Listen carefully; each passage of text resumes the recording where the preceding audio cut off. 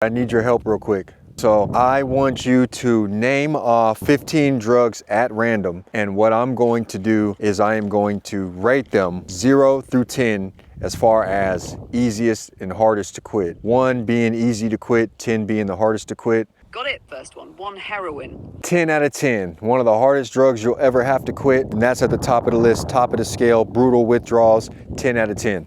Cocaine. Cocaine, we're gonna go 4 out of 10. Not that difficult in my opinion. That was one drug that I actually successfully, willingly quit myself. Barely any withdrawals. Now, what it's gonna take is a complete lifestyle change, which is difficult, but we're gonna go 4 out of 10. Alcohol, very heavily ingrained in the culture, socially acceptable, which makes it very difficult to quit. Also, the withdrawals can kill you, but we're gonna go 7 out of 10. For methamphetamine. Methamphetamine, we're gonna go 5 out of 10, right above cocaine. I'd say it's probably harder to quit than cocaine, but again, these withdrawals are not that tense, they're not that hard to overcome in my opinion, and I've been addicted to it for 4 years myself, so I guess it's not that easy to quit, but there's barely any withdrawals, which makes it easier than some of the ones that we're gonna list and ones that we have listed, so we're gonna go 5 out of 10. Prescription opioids. Prescription opioids, any opioid is gonna be at the top of the list. Now we're gonna go 9 out of 10 instead of 10 out of 10. Reason being, when you take them, ingest them however you're taking them, one benefit is that you will be taking the same amount every time, meaning the same amount is in every pill. So that changes the game just a little bit, but it's still very difficult to overcome if you become addicted to it. So we're gonna go 9 out of 10. Crack cocaine. Crack cocaine will go 6 out of 10, right above meth, right above powder coke. And the reason it's just above those stimulants is because the physical feeling is so freaking intense. I have been addicted to it myself, so I know. I actually quit it by replacing it with meth. I didn't intentionally quit it, but again, the withdrawals are not gonna be nothing crazy, but the urge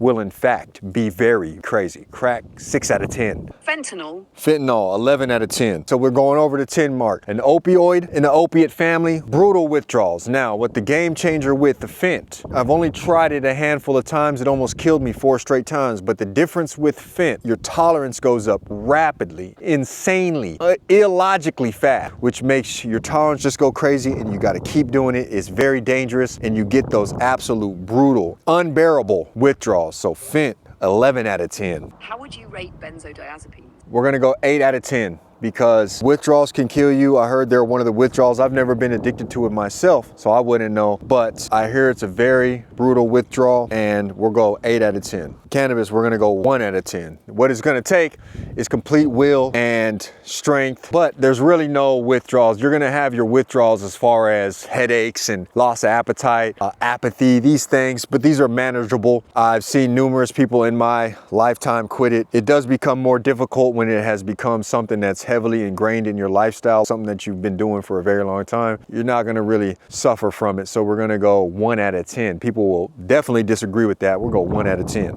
10, nicotine cigarettes. Nicotine, cigarettes, we're gonna go above the Kush, the ZA. We're gonna go 2 out of 10. Still not really any withdrawal symptoms. It's a very difficult habit to quit because it's legal. You can get it at the store. It's one of those habits, like you're at work, you're smoking the vape. After you eat, you smoke. After you wake up, you smoke. So it becomes a very heavily ingrained habit. And that's what makes it difficult to quit, but we'll go 2 out of 10. MDMA, ecstasy. Ecstasy will go 2 out of 10. The reason for this is because ecstasy really loses its power as your tolerance goes up.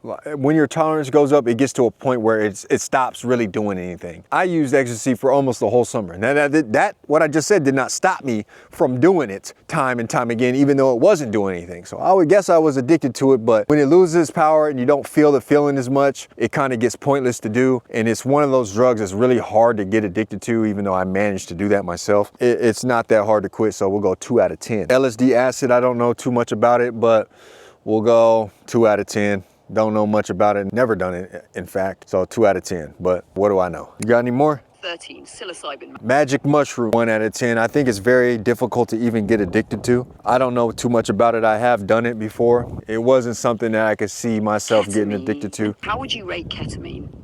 Give me a different one. Here's K2, synthetic marijuana. How would you rate that one? We'll go 8 out of 10. Now, this is one of the most idiotic drugs out there. Nothing natural about it. It is nothing, purely unnatural. I'm sure that this high that you're getting from it, I don't even think it's a high. I think it's actively frying your brain cells. That's how it's getting achieved. Now, it's a very popular drug in prison, which I've been to prison, and those people were completely, friends of mine, strung out, addicted to it. What people don't realize is that you're gonna have withdrawals from it. Dope sick like your heroin and fent, you're literally withdrawing and it's all bad. What I say, 9 out of 10, way high on the list, way more dangerous than people think, and it can cause irreversible damage. So this is high on the list, 9 out of 10. Kratom. How would you rate it? Kratom, we're gonna go 4 out of 10. It feeds on the opiate receptors, so if you get addicted to it, you're gonna feel a withdrawal, but I've used it myself. I've been addicted to it myself. Haven't really experienced any dire withdrawals from it. Kratom, we're gonna go 4 out of 10, only because it feeds on your opiate receptors, so it has an opiate-like effect, even though it is